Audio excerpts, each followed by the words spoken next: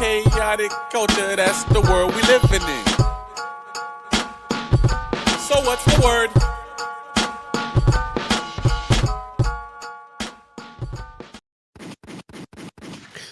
What's good, ladies and gentlemen? It's your boy Ked the Pro from the Chaotic Culture Podcast. Once again, bringing you some bonus content here because unfortunately we couldn't get our schedules together to do an actual episode. So it's just me here with y'all once again, back in the building. Y'all already know what it is, man. Once again, I appreciate y'all for tuning in to the latest episode, which was our music roundtable discussing Outkast's albums.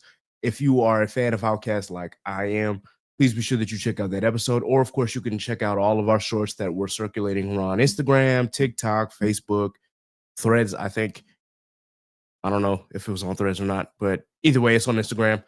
And, of course, some of them also circulated on X/Twitter. But, of course, the algorithm over there is kind of messed up. And plus, I only got but so many followers on X because X decided that they were going to delete my original profile. And they still haven't given me a reason why they have deleted my profile. So, of course, I had to make a whole new one. And I just don't feel like garnering all of the followers that I had because that I had almost 1,000 followers. Like I was literally this close to getting 1,000 followers on that old page. And for whatever reason, X and Twitter decided that I was going against the social media platforms policies, and they still won't tell me which policies I was going against. So they have unfortunately permanently suspended that profile. But of course, I have the one up right now, which is Chaotic Culture 1. If you are, of course, paying attention to this, please be sure that you follow me on all social media, including on X/Twitter at Chaotic Culture 1.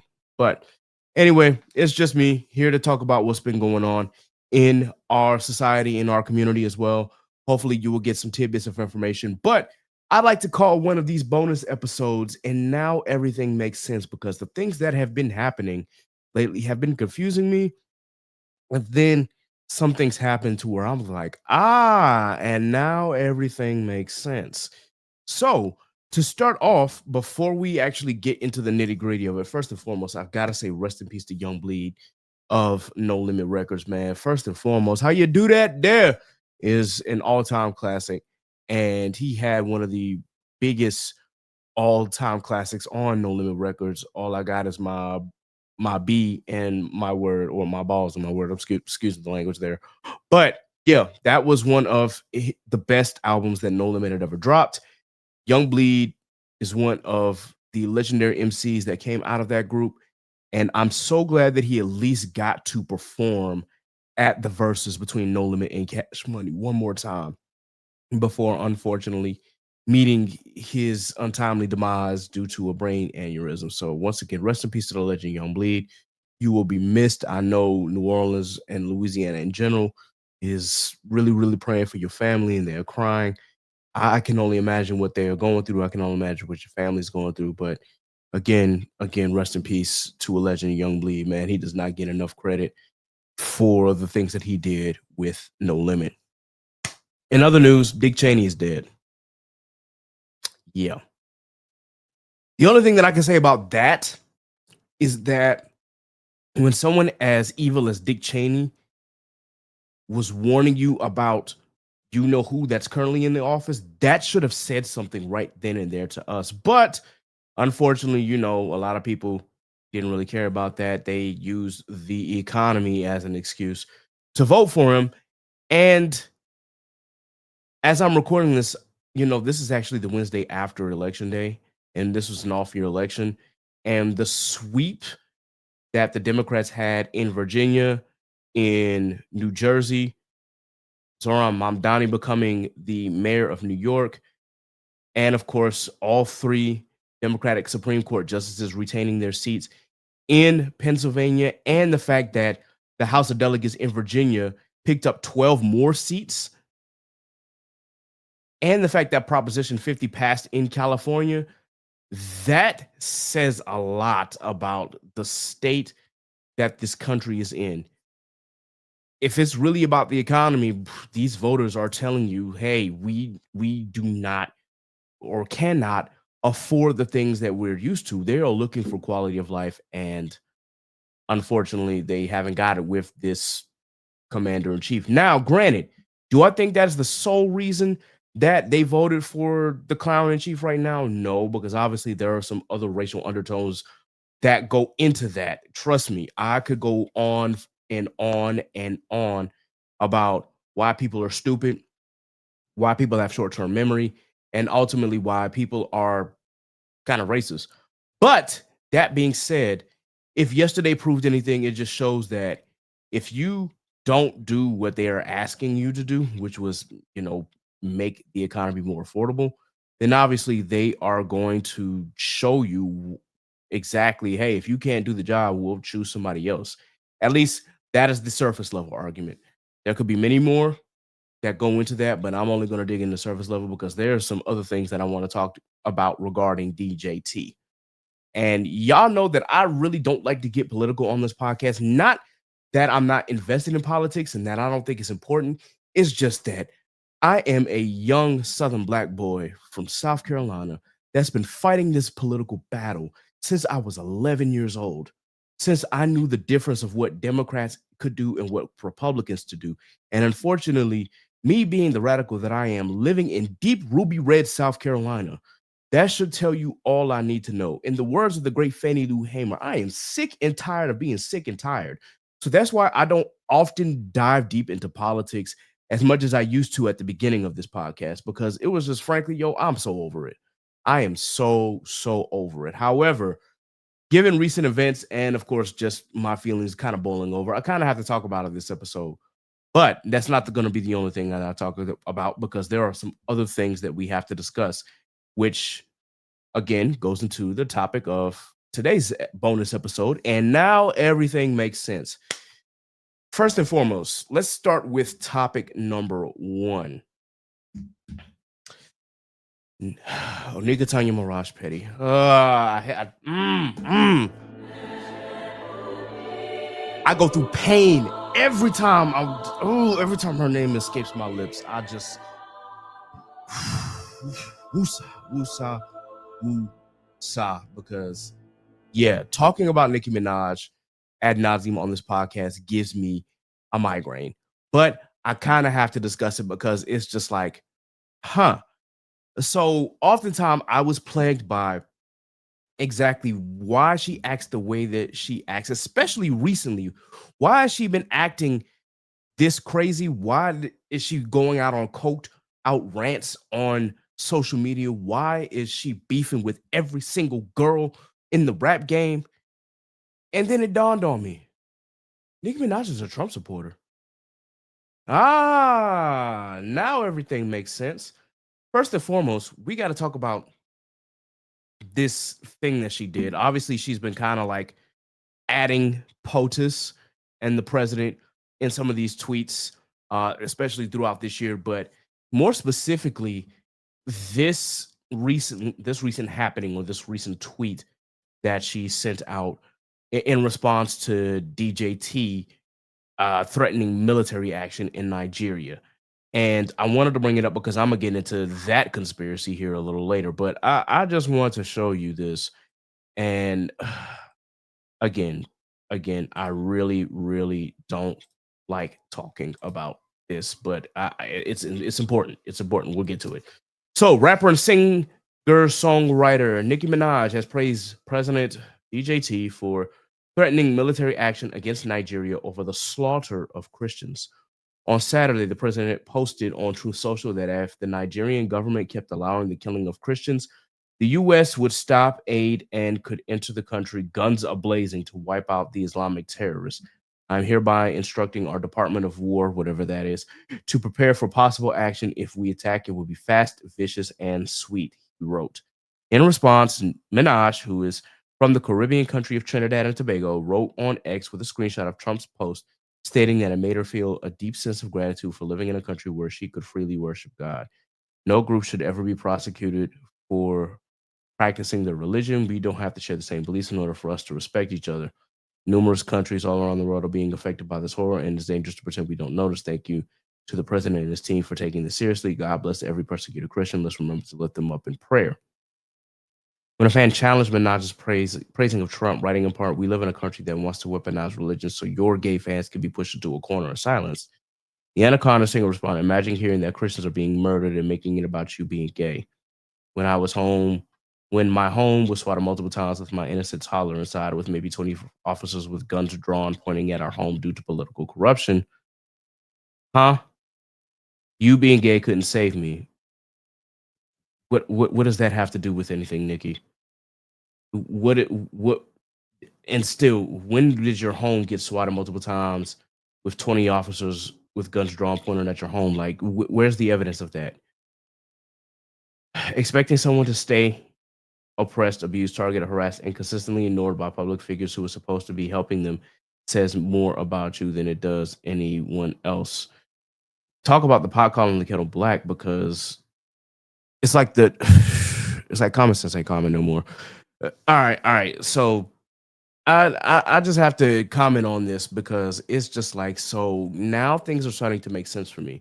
Now things make sense as to why you act the way that you act and why your fans act the way that they act. It's because deep down you share the same values as this boy, as this guy, as this current commander in chief, quote unquote.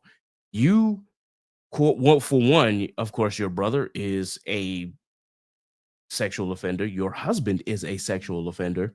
So it seems like all you do is try to cover for them. On top of that, what you saying doesn't make sense at all.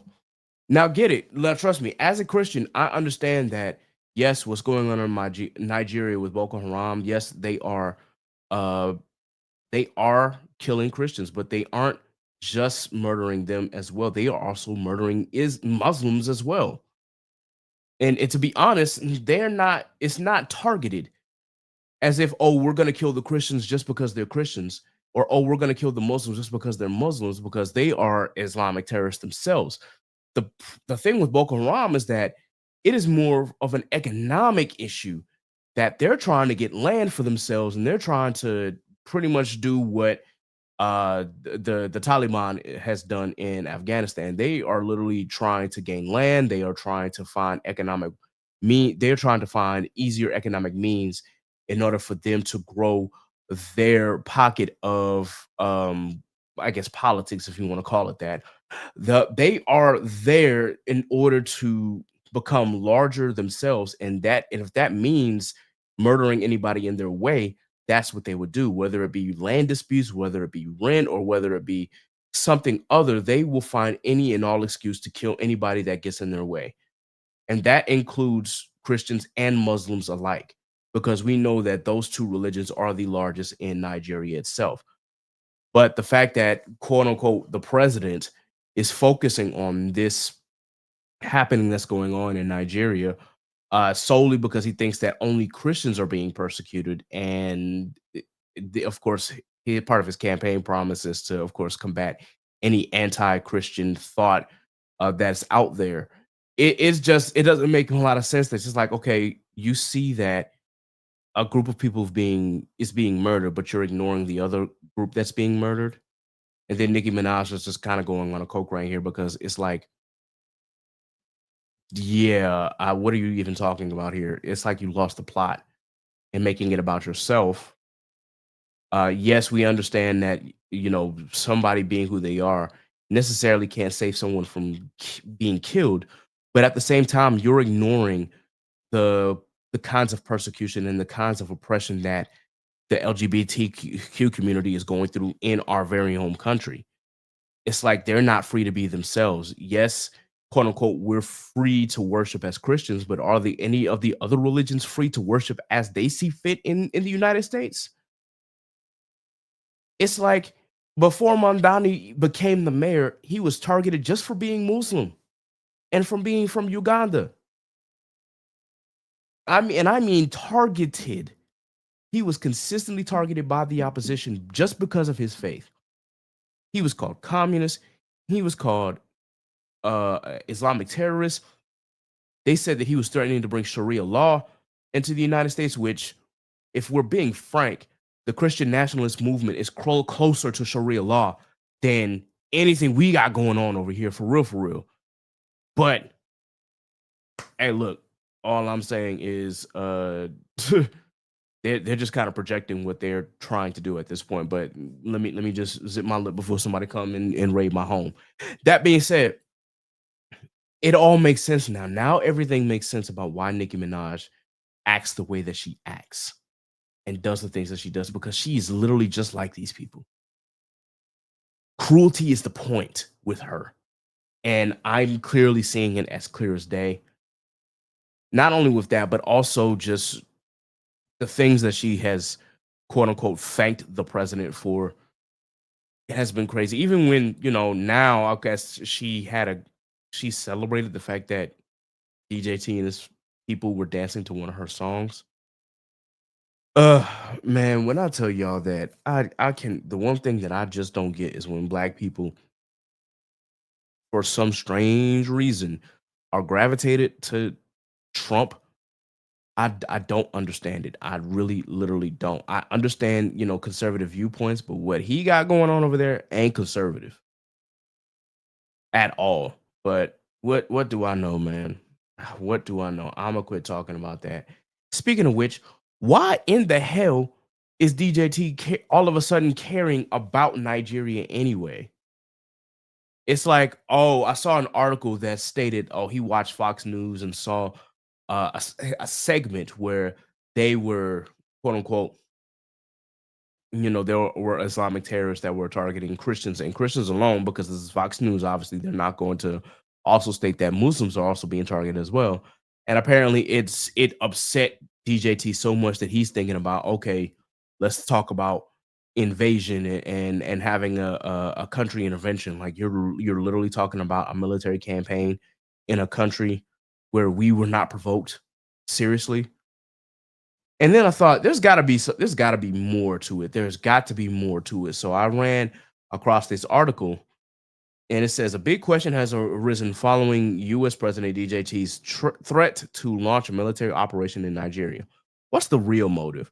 Trump said his mission is to stop the alleged persecution of Christians amid widespread insecurity in the West African country. But experts say there is more to it. Now, some U.S. politicians and experts are suggesting the establishment of an emergency U.S. military base in Nigeria's oil rich region of the Niger Delta. Hmm. Hmm. Interesting. Very, very interesting. To tackle alleged massacre of Christians by Boko Haram terrorists. In a social media post on the 2nd of November, an advisor to Donald Trump and the co-secretary general of the Transatlantic Parliamentary Group, Dr. Walid Faris, I think that's how you pronounce it, claimed establishing a U.S. base in Port Harcourt, the headquarters of Nigeria's oil resources, will help to deter Boko Haram. So why is it that that particular region, the Niger Delta, Port Harcourt, why is that specifically your target for establishing a US base? Are you truly trying to stop Islamic terrorists from massacring millions of people or thousands of people in the country of Nigeria, regardless of religion? Or are you trying to access their resources? This isn't the first time that the US has been on a colonizer crusade, and it won't be the last. But I just thought that that was interesting. Port Harcourt in southern Nigeria is about 1,370 kilometers from Maiduguri. I think that's how you say it, Maiduguri, the epicenter of Boko Haram's violence. This has sparked curiosity. Is it about alleged Christian persecution or U.S. interest in Nigeria's resources? Ding, ding, ding, ding, ding, ding, ding. I think we have a winner here. Apart from oil in the south, Nigeria has vast reserves of critical minerals, including gold, lithium, and cobalt, mainly in northern and central parts of the country where insecurity is widespread. And now everything makes sense. I'm not going to continue reading the article because it's a little more, but I just think that, I don't know about y'all. I'm not really like the biggest conspiracy theorists out there, but when it comes to United States and occupying other countries, whether it be through military intervention or for whatever means, whether it be it just seems a little too coincidental, my guy. It really seems like things are, one plus one is starting to equal two over here now. So And now everything makes sense, at least with that. While on the subject, I've been trying to figure out why the hell Donald Trump is so adamant about building a $350 million ballroom on the White House and completely demolish the East Wing because of that. Well, I don't mean to fall into the conspiracy theorist thing, but I did find this video on TikTok that I thought was kind of amusing. So I'm going to share it. And this the original song was of course made by Todd underscore or parenthesis TJ. And he, of course, it's just him clapping along and kind of making a song out of it. But it kind of goes into detail on why these certain groups were um pretty much I guess I don't want to call it donating, but fundraising for this $350 million ballroom attached to the White House. It really makes for an interesting conspiracy. So let's watch. I would booze down Hamilton, build a ballroom. That ain't making sense to me. They're a defense contractor. What is it they're really after? It feels like the SEAL conspiracy. Why would Lockheed Martin build a ballroom? That ain't making sense to me. They build rockets, they build missiles. Now it's Drake, so why'd you whistle? It's something sinister in me. Oh, why would Volunteer want to help build a ballroom? Oh, that ain't making sense to me. I just can't get down with that man. You remember that scene with Batman? They're gonna build more surveillance technology. Oh, it turns out Hitler also built the ballroom. Oh, now it's making sense to me. Oh, that been stuck in the fan. That's the place that they all ran. And it turns out that Trump had the exact same plan. Go! Well, yeah. And now everything makes sense, at least from that perspective.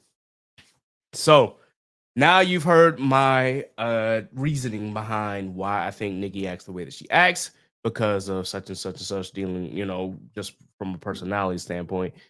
I've, everything now makes sense as to why Donald Trump is quote unquote, trying to I don't want to call it invade because invade sounds crazy, but why he's trying to have military action within the country of Nigeria, and then why he decided that he wanted to build a 200 slash 350 $350 million ballroom at the White House. So I've got a couple more things on my list as far as what's now making sense to me, which didn't make sense before. One of these things is why I was really like uneasy anytime that I mentioned Tank Davis or Javante Tank Davis. And I've always had this unease about him every time I saw him fight. I thought he was an incredible fighter, but from a personality standpoint, it just felt like something's off with the dude. I don't know what it is, but I can't quite put my finger on it. Well, woo! So it turns out my suspicions were correct for having a healthy suspicion and a healthy, I guess, what you want to call it, negative reaction towards Gervonta Davis, and it mainly stems for this new civil suit that has been brought to our attention. So once again, I am going to be sharing this with you all via the computer screen, obviously. Let's look at this article from ESPN, shall we? Gervonta Tank Davis has once again found himself in legal trouble just 2 weeks before his exhibition fight with Jake Paul on November 14th. Now, for my audience, I am no fan of Jake Paul. I'm no fan of the Pauls in general. However, Jake Paul's response to this was warranted, and I got to give him credit for that. But make no mistake, I'm not a fan. A new civil lawsuit filed in Miami-Dade County has put the WBA lightweight champion in hot water over another alleged domestic incident.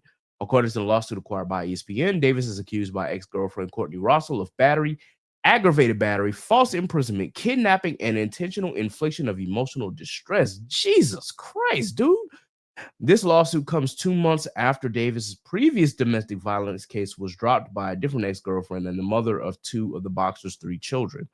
ESPN also confirmed with one of the woman's attorneys, Jeffrey Chikuma, that a report was filed on Tuesday with the Miami Gardens Police Department. Messages left with the department were not immediately returned to ESPN.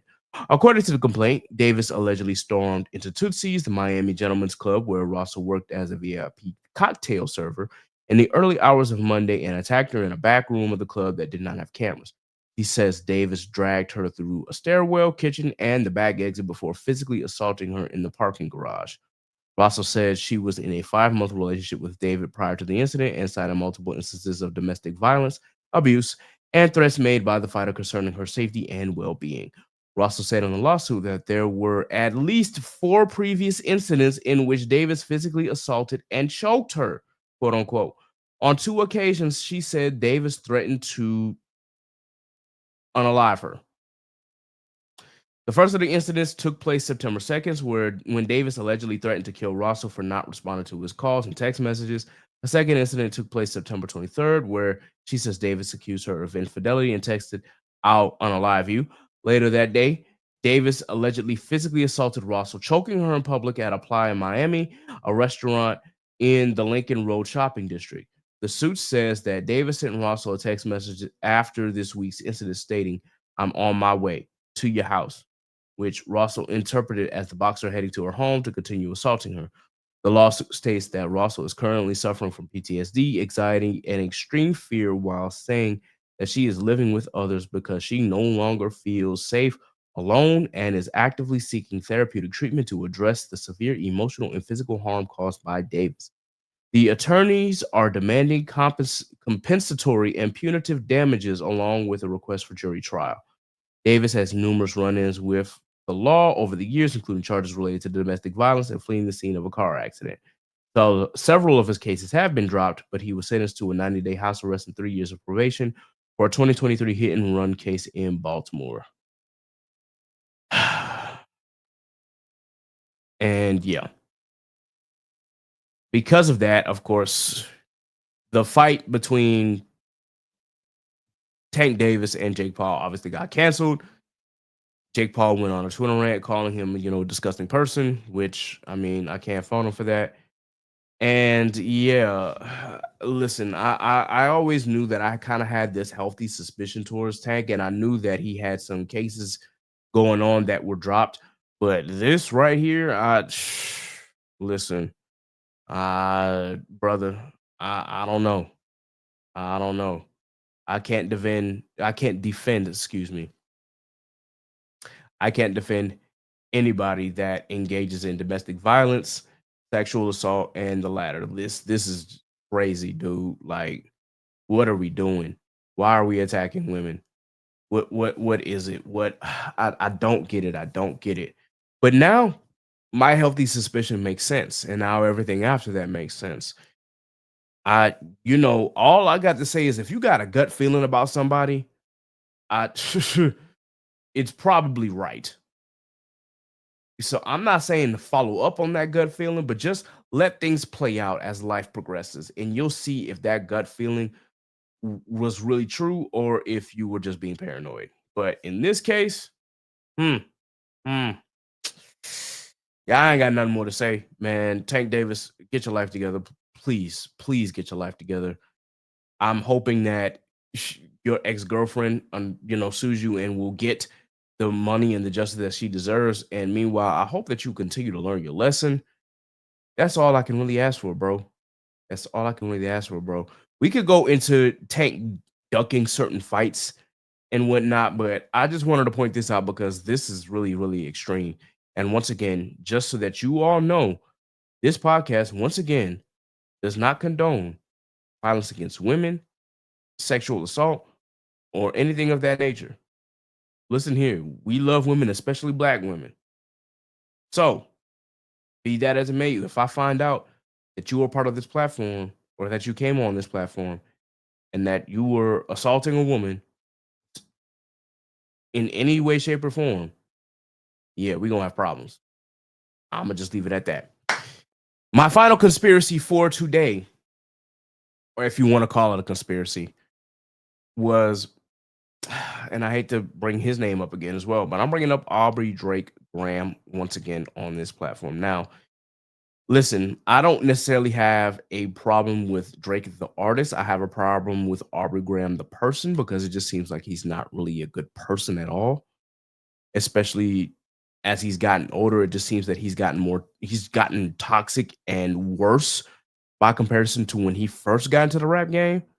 But maybe that was always his personality. He just had buried it underneath. But now that he has reached a certain level and a certain status, he can be his true quote unquote self. Either way, my issue with Drake has again always just been that the dude doesn't know when to just grow up, shut up, take the L, and move on. It's like, bro, come on, man. And obviously, if you haven't been paying attention, the case got thrown out. His defamation case or his defamation lawsuit against UMG got thrown out. Naturally, he's filing an appeal, which I don't think is going to be successful at all because in this case, when it comes to the appeals court, they're not going to, look at new evidence or anything. They're going to see if the law was applied correctly. And if there was a mistake in interpreting the law, of course, they will send it back to the same judge or maybe even a different judge to retry the case. But in all honesty, I don't think the appeals court is going to send this back. They're going to look at this and be like, dude, like, move on, get on with your life. But a part of the case has always been about Kendrick using bots, quote unquote, to make the song more popular. If not Kendrick, UMG making bots to make Not Like Us more popular than it really was. Naturally, we all know that this is false because, yes, have you seen the impact and the reach of Not Like Us? It was global. It was a global reach. And yes, we know that bots do have some things to do with how music is streamed and whatnot, because let's face it, there's no popular song out there that isn't botted at any point in time. Did it help Not Like Us become the phenomenon that it was? I don't think so, but we're not going to sit here and act like songs don't get botted. That being said, I always wonder why Drake would try this, considering that he might be the biggest beneficiary from bots. And now there's a whole lawsuit talking about it, but not on Kendrick's end. This lawsuit targets Drake's streams.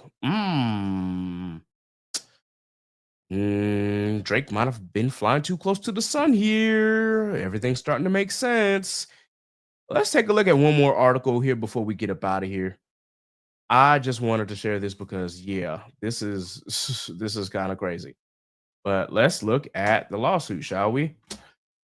This article came from Rolling Stone here. A new class action lawsuit against Spotify alleges that company has turned a blind eye to mass scale fraudulent streaming on its platform, and that the one musician in particular has been the beneficiary of billions of fake streams, Drake. The suit was filed in California District Court on Sunday night with rapper and cousin of Snoop Dogg, RBX, named as the lead plaintiff. While the most eye-popping allegations in the suit relate to Drake's streaming numbers, there are no specific accusations of wrongdoing against the Nokia rapper. Only Spotify is named as a defendant. Every month, under Spotify's watchful eye, billions of fraudulent streams are generated from fake, illegitimate, and/or illegal methods like bots, the lawsuit states. Such mass-scale streaming fraud, it continues, causes massive financial harm to legitimate artists, songwriters, producers, and other rights holders. I guess that meant to say shareholders, but or rights holders. Okay, the way that they put that together is crazy. Streaming royalties are paid out through a stream share model where subscription and ad dollars are put into a giant pool with the money divvied up based on each artist's share of the total streams. Most of that money already flows upstream to the most successful artists and biggest rights holders. In this type of share pool model, fake streams hurt other artists whose shares aren't inflated. We cannot comment on pending litigation. However, Spotify in no way benefits from the industry-wide challenge of artificial streaming, as Spotify spokesperson said in a statement. I got to slow down. We heavily invest in always improving best-in-class systems to combat it and safeguard artist payouts with strong protections like removing fake streams, withholding royalties, and charging penalties. Our systems are working.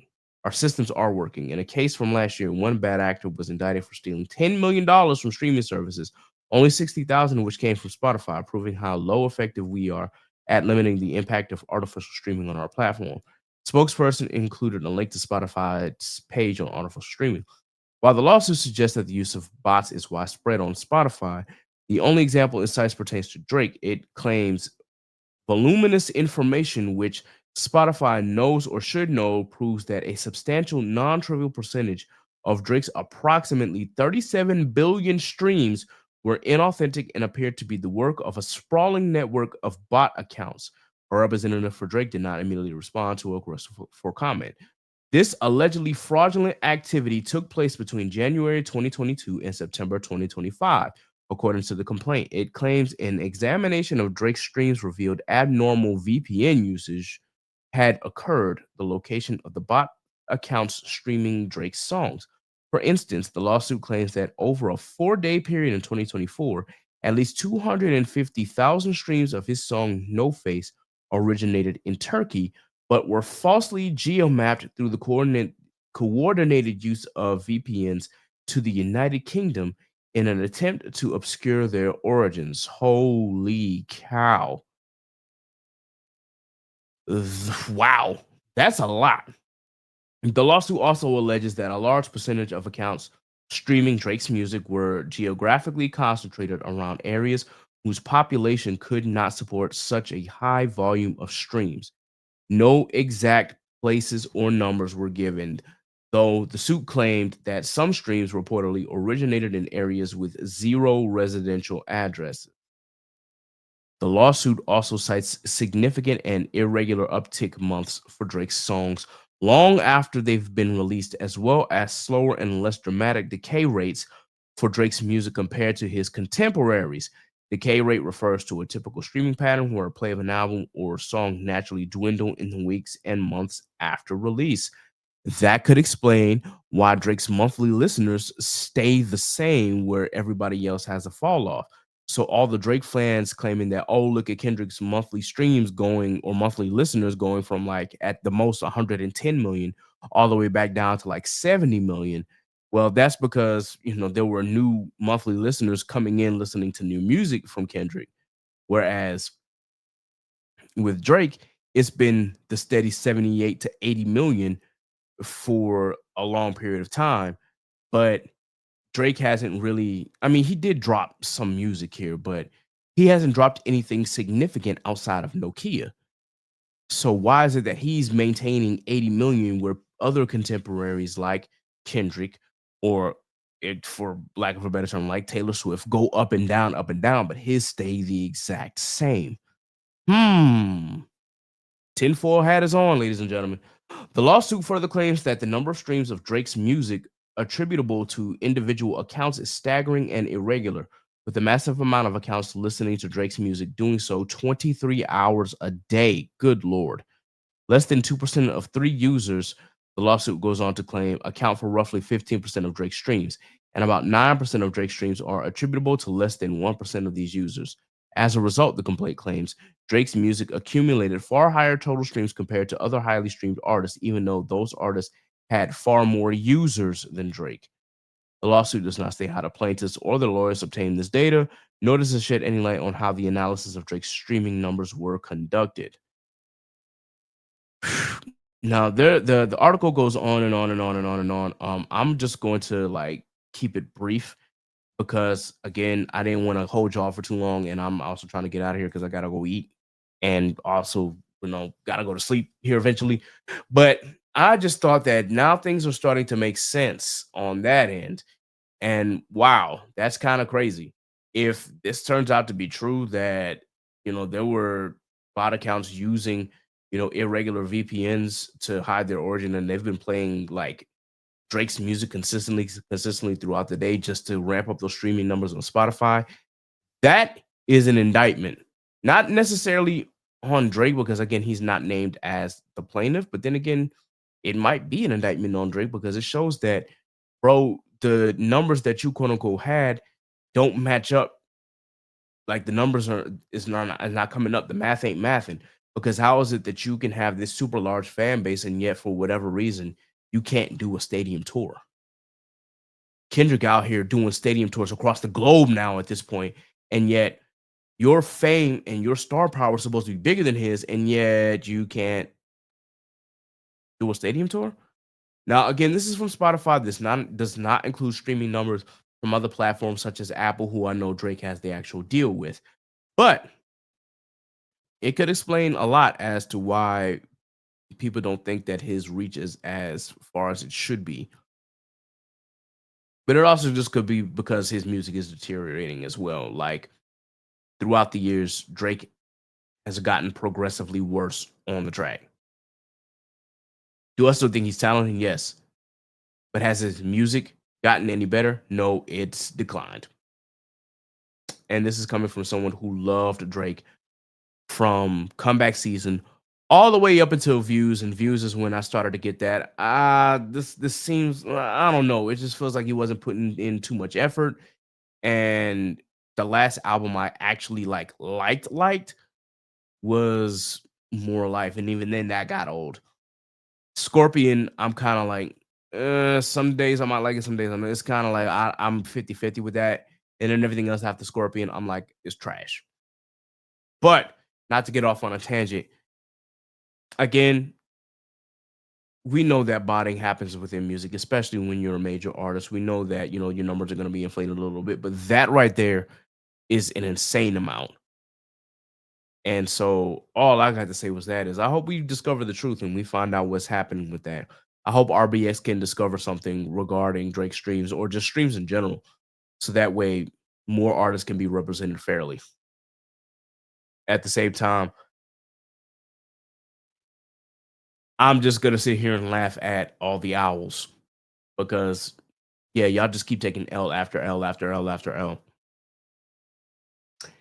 And that is what it is.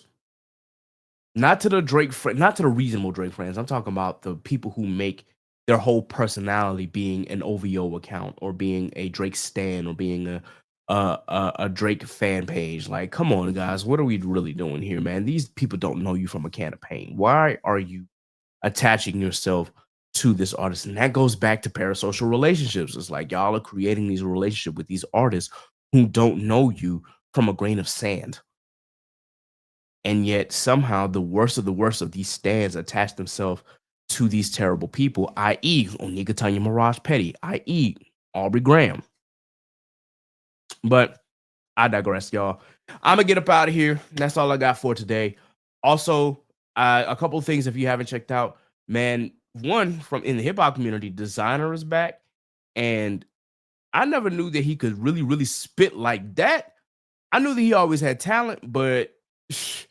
oh man, if you haven't watched that LOD freestyle, please be sure that you do. Also, please continue to run up the numbers for the Music Roundtable. I promise you that we will have more Music Roundtables throughout the year. We have more artists that we have to cover. The next Music Roundtable that we're going to cover is Wale. We are going to hold off on Wale until he drops his latest album, so that way we can include that in ranking his albums. But we also got some more content coming from y'all as well, so please be sure that you pay attention to that. And in the meantime, and between time, man, you know what? Please just keep yourself safe out there. Do what you can to get money. Please be sure that you find your way within this world, whether it be through art, whether it be through music, whether it be through being an author, whether it be through owning a business. Black people continue to thrive everywhere and anywhere, unless you're using AI. And yes, y'all, you know who I'm talking about. It's Zanny and Monet. That is a whole other topic that I'm going to have to get into at a different time because, yeah, I have some serious thoughts about that one. Also, remember, like the video, share, subscribe, hit that notification bell if you're on YouTube. Please be sure that you check us out on all streaming platforms, whether it be Spotify, whether it be Apple, whether it be iHeartRadio, whether it be Amazon Music. We are, on all the platforms here. Please be sure that you follow us on our social media pages, especially on Instagram, TikTok, and Threads at Chaotic Culture Pod. You can follow us on Facebook at the Chaotic Culture Podcast page. You can follow us on X/Twitter at Chaotic Culture 1. And you can follow us on Blue Sky at chaoticculture.bsky.social. You can follow me, Ked the Pro, K3D the Pro, on all social media, all that good stuff. So, yeah, now I'm going for real. Until next time, folks, remember, embrace the culture, chaos rules, be blessed, be safe, God is love. Deuces. So what's the word? You are now tuned in to the Chaotic Culture Podcast. And